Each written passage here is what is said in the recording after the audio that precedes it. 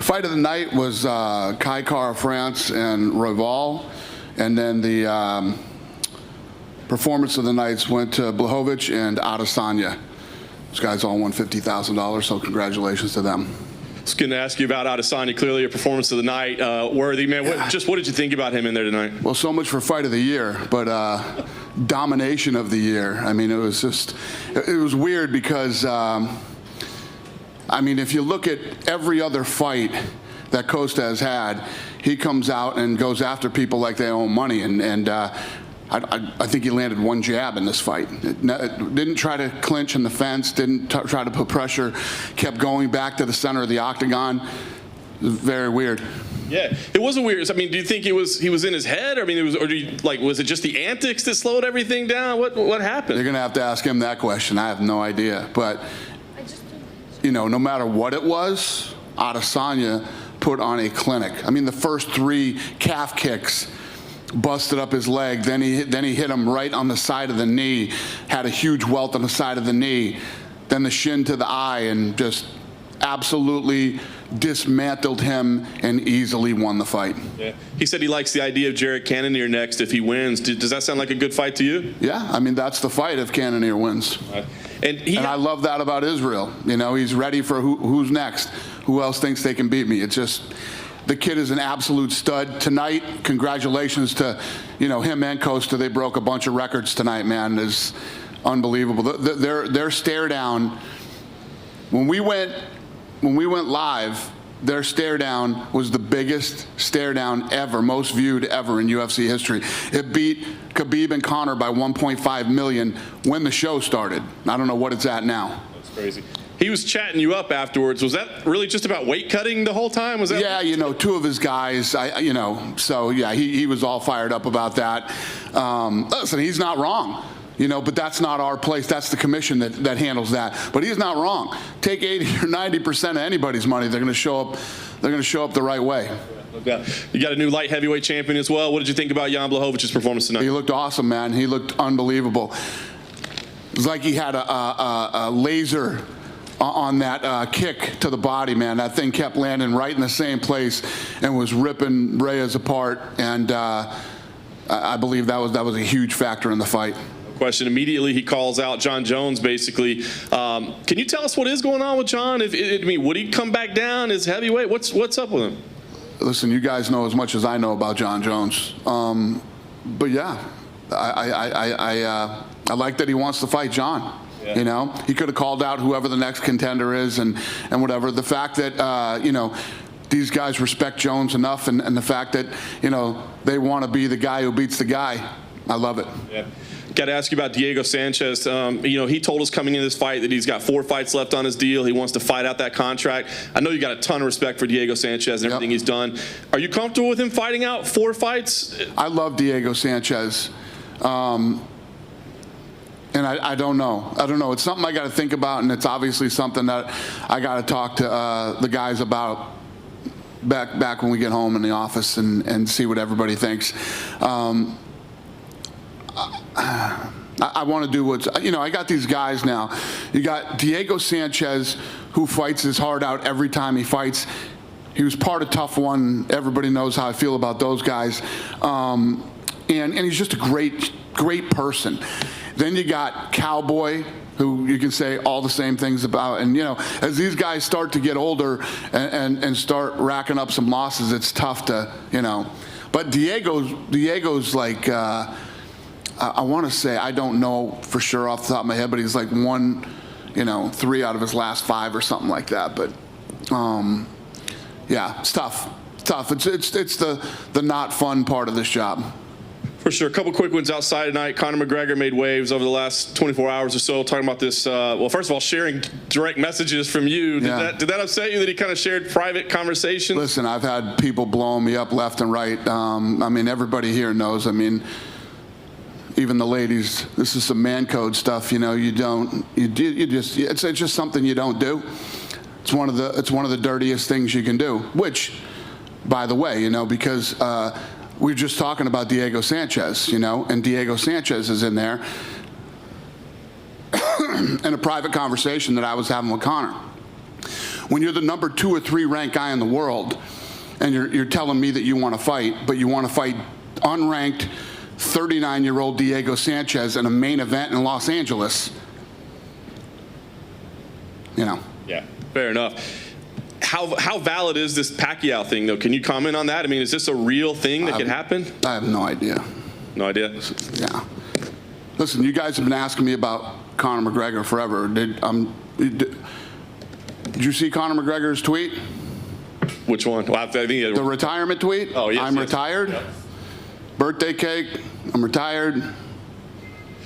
Fair enough. Last one for me. There was a report that came out tonight. Khamzat Chimaev, obviously everybody's excited about Khamzat, that said either Wonder Boy or Leon Edwards for December 19th. Can you give us any information on? Where'd that come from? Brazilian outlet, I believe. Yeah. Yeah, they do that all the time. The Leon Edwards is not true, but we've offered it to Wonder Boy. Wonder Boy wants to fight Leon Edwards, so we'll see how this plays out. That's completely not true. Leon Edwards is not lined up to fight Khamzat. We were looking at Wonder Boy. Wonder Boy wants Leon, so we're nowhere on that thing. For anybody to report it, it's total fucking bullshit and typical MMA fucking silliness. Dana, when you see Paulo Costa in the first round taunting and doing all this goofy stuff, like, that's all well and good to entertain people, but he's not winning the round. Do you sit there and get frustrated at a guy who's letting his opponent start to get a lead on him? Yeah, it doesn't frustrate me. It's just, I mean, you guys know enough about the sport that if he fought the way he fights, look at the way he went after Yoel Romero, one of the most dangerous guys ever. And then he stays away. He stays on the outside, taking damage to that front leg. Then he gets, when he does rush in and get him up against the cage, he backs out to the center of the cage again. Just never tried to get in the clinch. I think he only landed a jab. Didn't really throw any punches at all, only threw kicks. It was very weird. I just sat there going, holy shit. And then obviously, Adesanya just went to work, picked them apart, piece by piece, made it look really easy. You mentioned the records this fight set in terms of numbers leading up to it. Obviously, the fight itself was super anticipated. You'd promoted it as one of the greatest fights of the year, potentially. But is this also Fight Island playing a part again? Is it just something about this brand of Fight Island that just builds people's excitement? Listen, the UFC is on fire right now. I mean, the records we broke tonight, we had tons of records on social media. Social media records were off the charts, and all the numbers that are coming in are massive. And every time we're doing fights now, they're big. I mean, if you look at our social media in the last year, UFC social media has gained 8 million followers in the last year, 2.5 million since Florida. Mine has gained 1 million since Florida. The whole sport is, it's on fire right now. Our numbers keep going up, our ratings keep going up, and it's all good.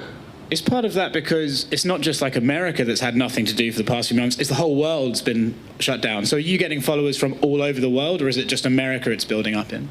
Yeah, I think it's because, I didn't listen to any of the fucking bullshit from the media, and I went, and I think people liked it, and people that never watched the sport before got into it and started to watch, and the growth has been phenomenal. I think that's a big part of it. It's not a coincidence that all these numbers have gone up since Florida. How big do you anticipate Khabib Gaethje going to be then?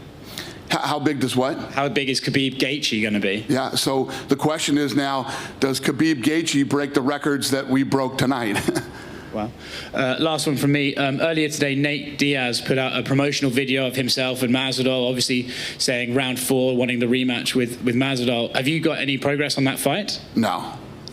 Is it possible that you guys are looking at Masvidal versus Colby instead? Yeah. Is that because... It's very possible. Is that just because negotiations with Nate didn't go anywhere? No. I don't even know if we talked to Nate yet.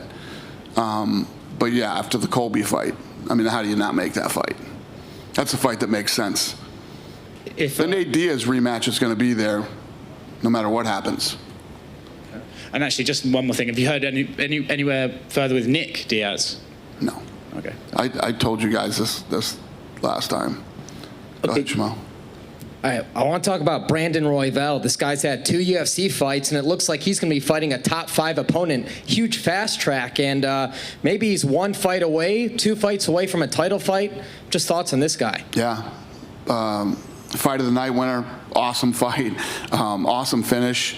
And he's an exciting kid. Yeah, I love it. I want to talk about what's next for Jan Blachowicz. Is it for sure the winner of Thiago Santos and Glover Teixeira, if that fight is still going to happen, would get Jan Blachowicz? Or if John Jones puts his name in the hat, would he get that opportunity over them? Yeah, those are the guys that are fighting for the next shot. But obviously, if John Jones wanted that fight, we wouldn't deny John Jones the opportunity. Khabib was in attendance tonight. He was cornering his teammate. Was wondering what conversation, if any, you had with Khabib. So I didn't see him tonight. Yeah, I didn't see him. And lastly, I want to talk about Leon Edwards. We brought him up earlier. Do you think he's going to get booked for a fight in 2020? Is he turning down fights? What's his status? No, we're ready to book him. Hopefully he'll fight this year. Hopefully. If not, he'll fight the beginning of next year, the very beginning of January or something. Any issues with visas coming to the United States, or would it be here in Fight Island? Yeah, it would be anybody who's coming from out of the country that isn't easy to get into the States would fight here. Thank you. Hi, Dana. Thank you. Right here. I know there was a lot of expectations for this fight, this match, Paulo Costa versus Adesanya. Are you a little disappointed? Are you disappointed for what you saw today? Listen, when you break down a fight and you think about how the fight's going to go, that shouldn't have been the fight that happened tonight. It should have been a much tougher fight. But you can't be disappointed when you have somebody that's as talented as Adesanya is, and he comes out and imposes his will and literally dismantles a guy as good and as tough as Costa. You know, you don't look at the fight and go, oh, I guess Costa wasn't this or that. No, Costa is. Costa is that good, and he's a savage, and normally, but Adesanya shut him down tonight and absolutely put on a clinic and destroyed him. You know, you can't be upset about that. I mean, if those guys went in there and did nothing for 5 rounds, I'd be disappointed. But when a guy continues to gain more confidence every time he gets in there and just looks better and better and better and beats a guy that's that good the way that he beat him tonight, you can't be disappointed about that. And what about Paulo? What's next for him? I don't know, man. I'm sure he's devastated right now, and, you know, I don't know. You'll have to ask him that question when he comes in. I will. Last one for me. Sarah McMahon was going to fight here on Fight Island. Second fight that, you know, an opponent gets injured. The first one was Aspen and now Raquel. Where do you see Sarah right now? I'm sure she's ready and waiting for a fight. Wait, are you saying that 2 of her opponents have fallen out? Yeah. Oh, I didn't even know that. Oh, okay. Yeah, I don't know. I don't know the answer to that question. Love Sarah, and hopefully we can get her something else and get her a fight. I'm sure we can. Thank you. Okay, hello, sir. Here. So Poland has a new UFC champion. When you add Joanna to him and a couple of other Polish fighters, you get a pretty good fight card to put in an event in Poland. Of course, we have a like crazy times right now, but if there will be a possibility in 2021, it will be one of your priorities to make an event in Poland. Yeah, well, obviously you're as hopeful as I am for 21. I keep saying I can't wait for 20 to be over and wait for 21. I don't know what I'm expecting, but yeah, hopefully the world gets normal again, and we can go everywhere, including Poland. Okay, so last week you made an interview for Polsat Sport, and you said that Joanna may fight another opponent than the rematch with Weili Zhang, and I heard that when she was informed about it yesterday, she was surprised, and she said that she will call you, and she did it or not? She didn't call you? No, she hasn't called me. Okay, so but it's like confirmed information that she will need to fight one more fight before a potential rematch with Willie or fight with Rose? Yeah, she would definitely have to have another fight. Rose is going to get the next fight against Whaley, and then we'd get Joanna another fight. Okay, and last one for me. UFC signed a new Polish fighter, undefeated, to double KSW champion Mateusz Gamrot, and Joanna Jędrzejczyk and Jan Blachowicz said that they both believe that he is the next UFC champion from Poland. Do you heard about him, and do you have any thoughts about this guy? What's the question? UFC signed a new Polish athlete that both Joanna and Jan have talked about briefly. Do you know anything about this new Oh, the kid, yeah, that 17 and 0. Yeah. No, we're excited about him. We're excited to get him in here and see what he can do. Yeah, very excited. Thank you very much. Thank you. Hassan Abdurrahman, Roya newspaper, here from UAE. First of all, I would like to congratulate you on all the success. I have been covering your 242, and then 249, and then 253. All these championships, I have been following them, and very happy to see UFC is here. Now I'd like to ask you, after 1 year of relationship with DCT Abu Dhabi, how do you evaluate this relationship up to date? This is September, actually started with them in last September 2019. How do you evaluate this relationship with them, and to what extent you are happy about everything? Yeah, I've had a relationship with Abu Dhabi.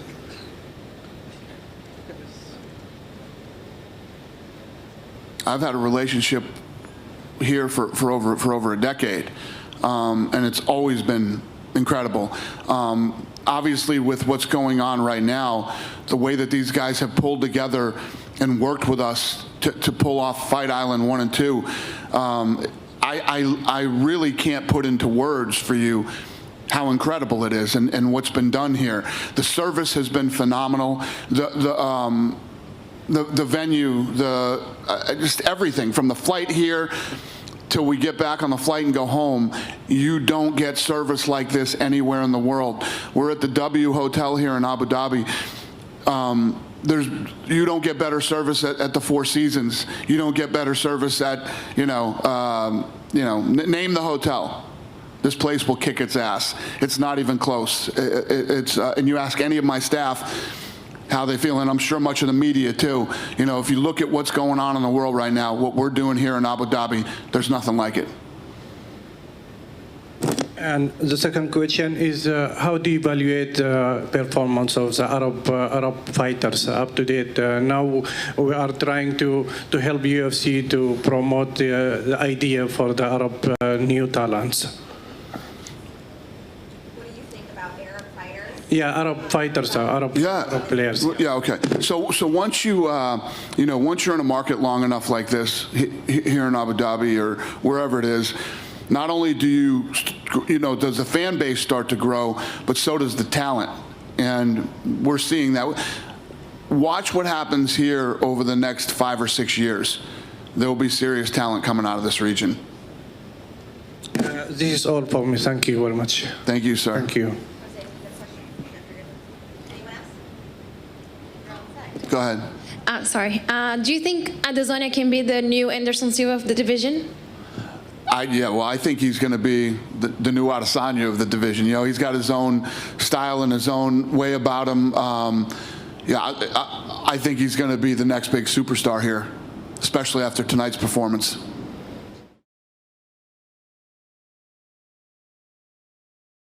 Hey sports fans, if you want to see more videos like this, check out some of our other ones right here. And if you like what you see, make sure to hit the subscribe button and stay tuned for more from USA Today Sports.